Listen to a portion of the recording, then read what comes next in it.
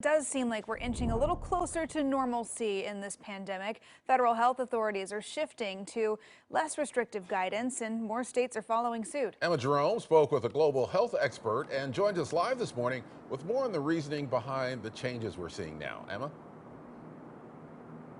Good morning, Ken. Emily, I spoke with Dr. Chun-Hui Chi. He is a global health professor at Oregon State University, and he said a few things happened to make us be in this less restrictive space right now. He said, of course, it was the lowering of hospitalizations, cases, and deaths from coronavirus.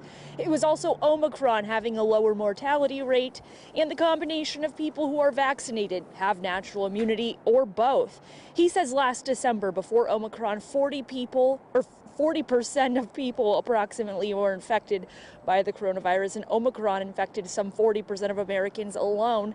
If you consider that some people were infected more than once, that could be nearly 80% of the population having some sort of immunity. American population probably have combination of these two factors, probably have one of the strongest population immunity in the world. And of course, we pay a huge price. That nearly 1 million deaths, that we pay a huge price with that.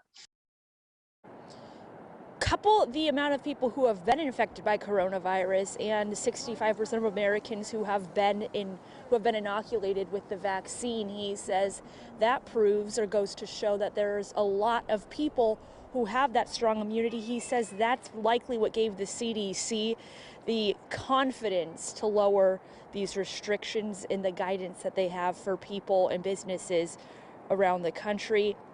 He says that there are still people, though, however, of course, we know that can't be vaccinated. Those are people under 5 and those who may be immunocompromised or have disabilities that prevent them from getting vaccinated. He says that is still very much the uphill battle we are facing right now. He says he hopes we can get more funding, despite that being a little tricky right now with the COVID relief money seemingly running out of the federal budget. So, yes, very much more to come on this topic, of course. Reporting live in Portland this morning, Emma Jerome, KOIN 6 News. All right, Emma, thank you.